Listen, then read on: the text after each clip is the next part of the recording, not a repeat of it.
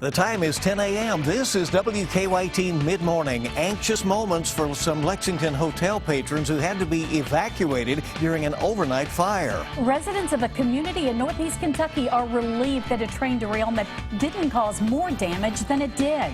And the presidential candidates lob more criticism back and forth.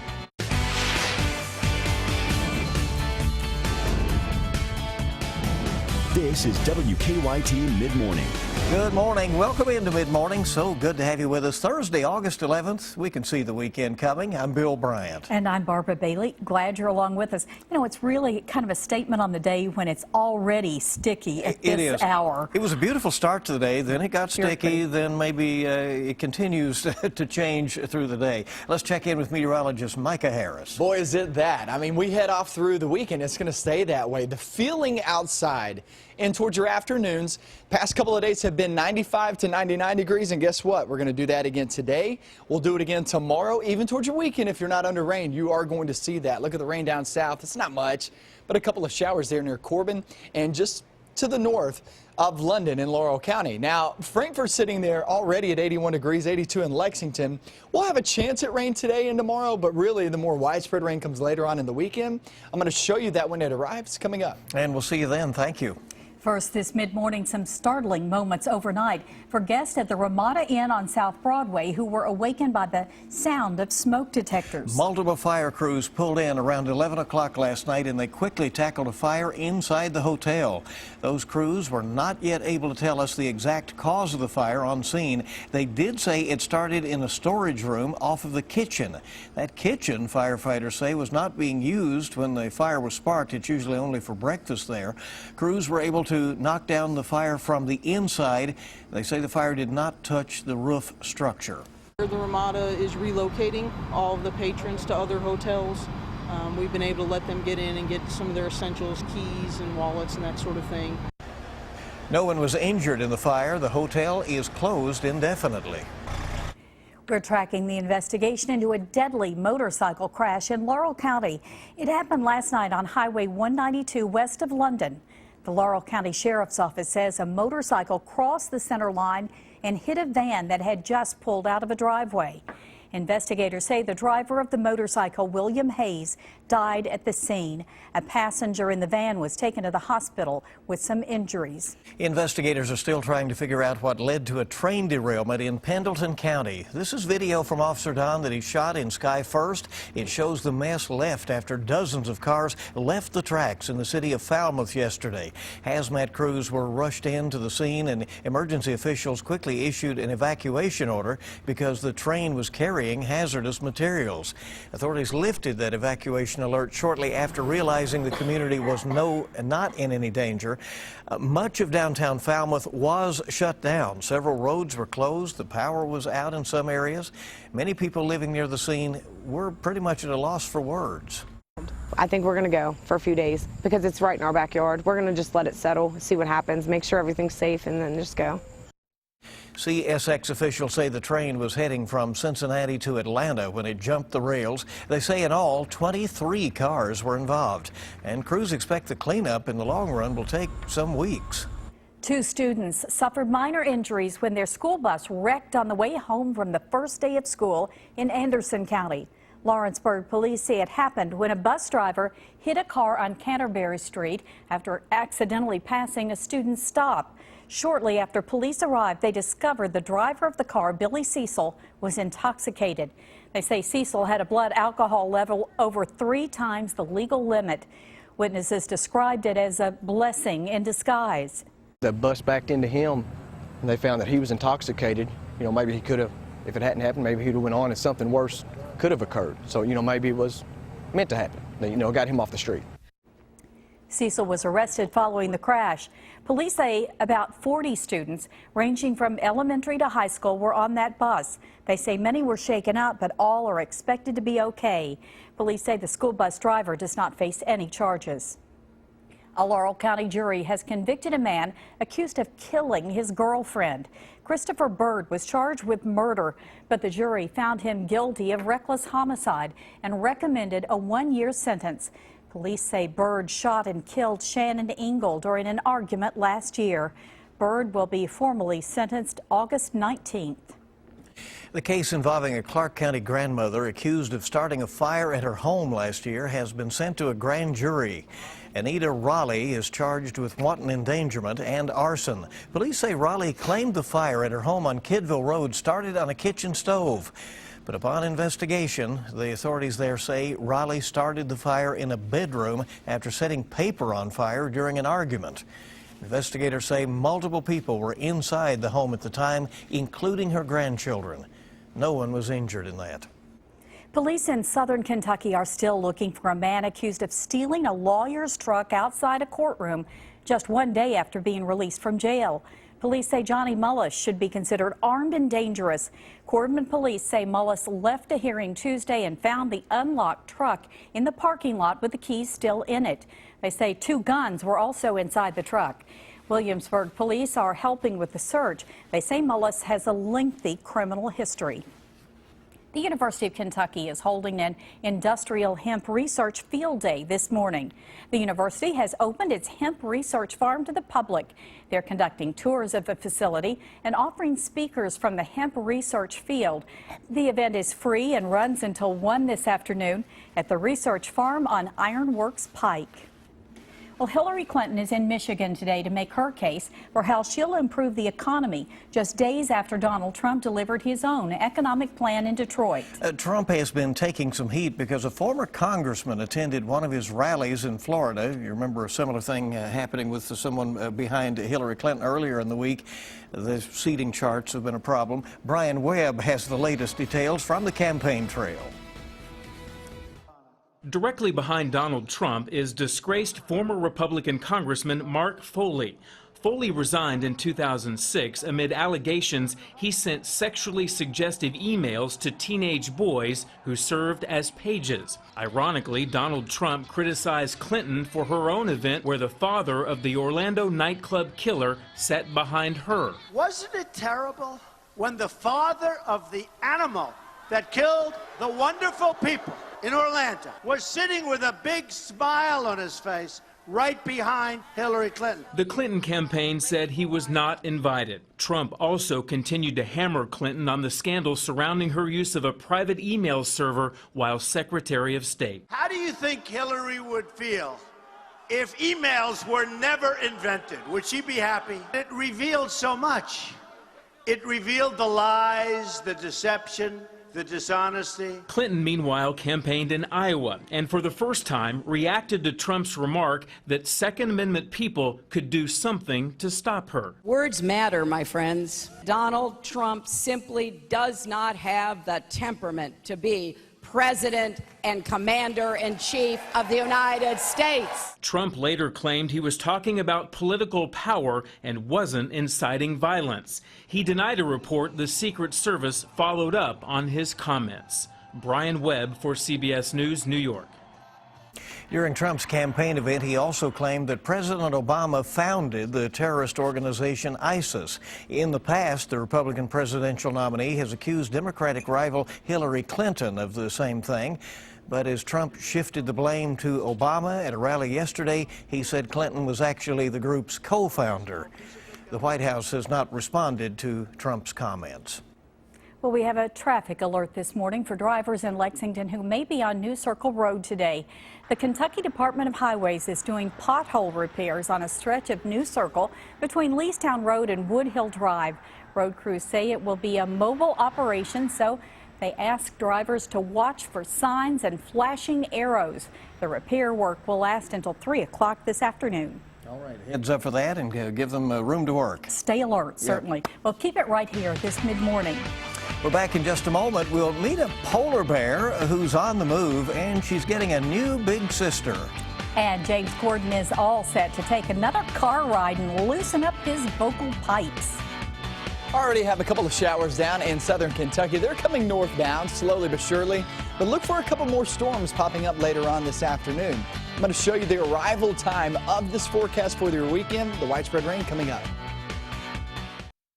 Now, your zone-by-zone forecast with meteorologist Micah Harris. We have a couple of showers down in southern Kentucky that's heading northbound, and we're going to be watching those as they track very slowly but surely heading up our direction, and that's about it. I mean, there's really not much out there. I'll zoom on in and show you what I'm looking at as of right now, but for the most part, these are just sliding northbound and not really causing any issues. So that's going to be the case coming out of Williamsburg.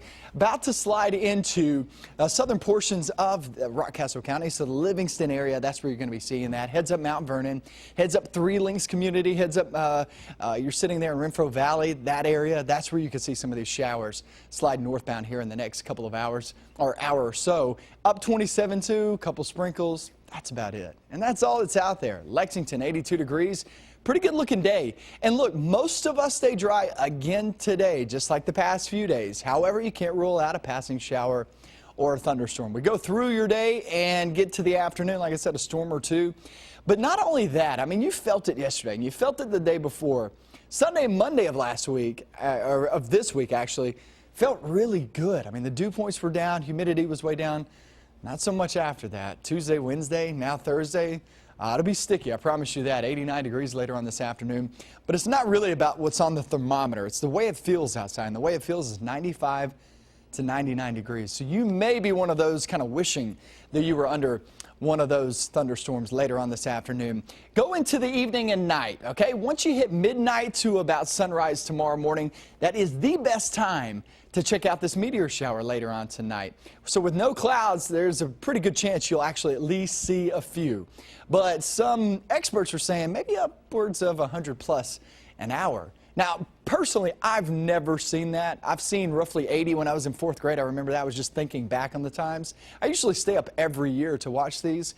But still, I mean, you could see several during an hour. So, yes, stay up late at night. Midnight to 1 a.m. You can be tired one day, and that's about it.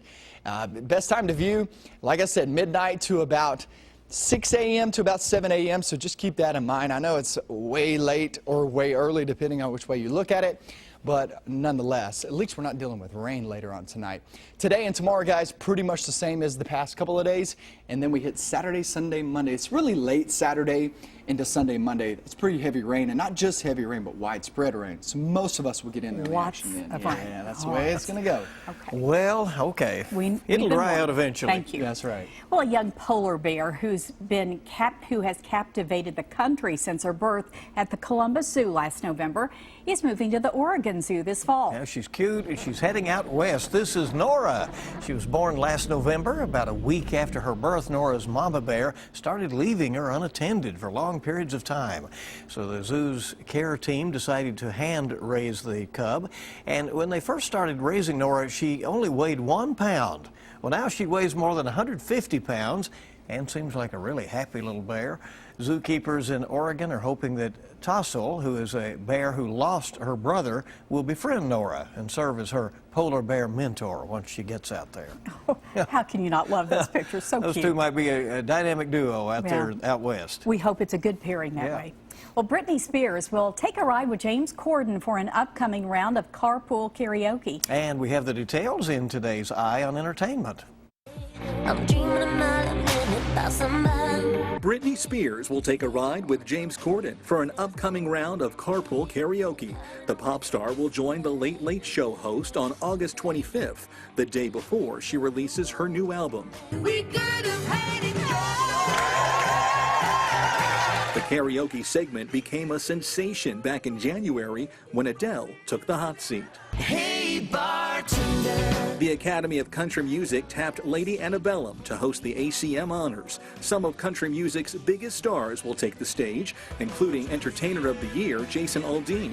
The event honors this year's award winners and will be televised for the first time September 9th on CBS. And London rolled out the red carpet for Ricky Gervais and the premiere of Life on the Road.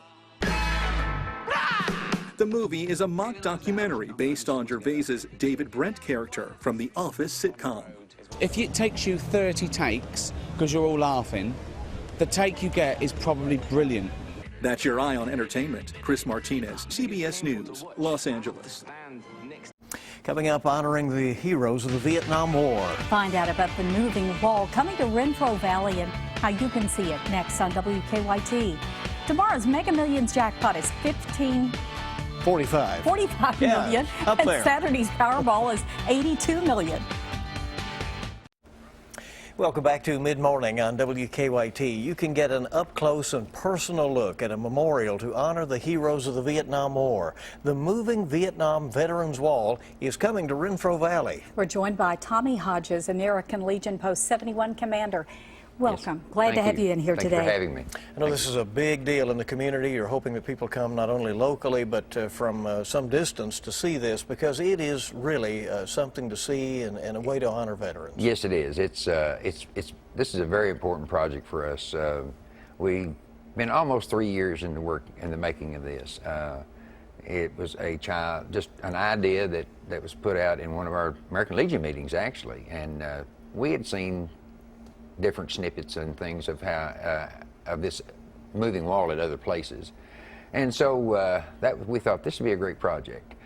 Little did we know that there's a lot involved. It was going to be a lot involved. But I can't say enough for our community, and we decided to do this for our community. So it's something that we're very proud of, very excited about. Well, what do you hope it's going to really mean to everybody in the community? Well, our community has 6 names on the wall. So as a beginning, that's where we want to start. And then that 6 names turns into 1,100 Kentuckians that are on the wall. 58,315 names are on the wall of all that died in Vietnam. So what we're looking for is education, remembrance, and just the pure idea that this happened, and this is something. Our war was not unique. I was there. It's not unique. All wars lost people. This war, for whatever reason, has turned into a symbolic thing because it was such a don't talk about thing, and now they are. Very controversial. We're proud of at the time. Yes. Yeah. Brings a lot of healing, I'm sure. Everybody has a different feeling when they go to this. And if people want to experience those feelings and take a look at those names and honor in that solemn way the people who served in the Vietnam War, they can come down on August 18th. August the 18th. Our opening ceremony is 6 o'clock on August the 18th.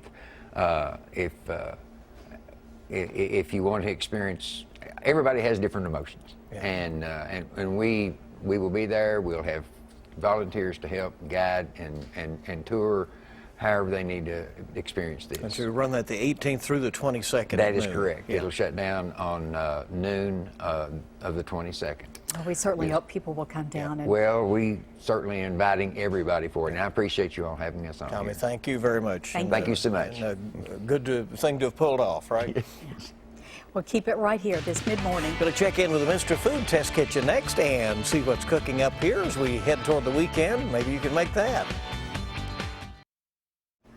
Coming up a little later, WKYT News at noon. We'll be checking in on the cleanup efforts after that train derailment in Pendleton County. We'll find out more about an accident in Laurel County that left 1 man dead. And the latest from the Olympics in Rio, more gold for the Americans. News, weather, and sports ahead at noon on WKYT. We'll go to any state fair in the Midwest, and you're likely to see lots of folks enjoying fried cheese curds. Sounds good, I guess. That's what they're doing today in the Mr. Food Test Kitchen.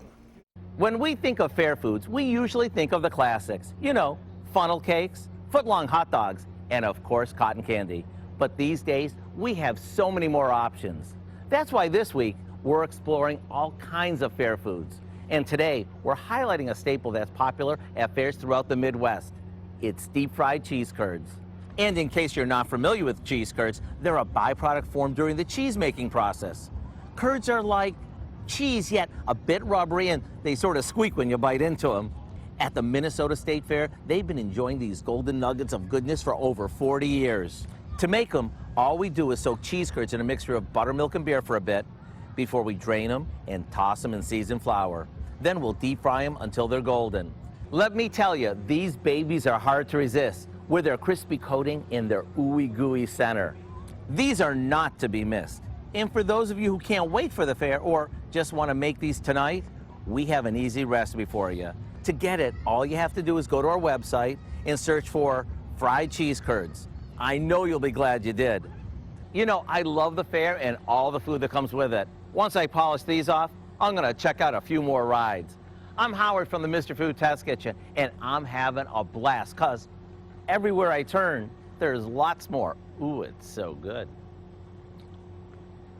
Fried cheese curds. State Fair opens right? today, too. Yeah, right, in Kentucky, the State Fair's open. Yeah. With all the food there. Funnel cakes, etc. Crossing our fingers that we can get out there and actually knock out some of that fried food and the rides and everything with the rain. We know what you'd be doing. Yeah, right, exactly. Because the rain is really, especially over in that area, over in Louisville, you're going to see some pretty heavy rain, especially toward the weekend, starting Saturday. Next couple of days, I would knock that out if you're planning on heading over there, or if you're planning on any events going on the next couple of days. Stick to them. Just know a passing shower or thunderstorm, like the past couple of days, has been the case. It's going to be muggy. There's no doubt about that. But the weekend rain chances. We get it. We feel it. We do. Sure. All right. Hey, we want to thank you for joining us for WKYT at Mid-Morning. We have a lot of stories in progress for noon, and we'll update the weather then. We'll see you back then. Have a good day.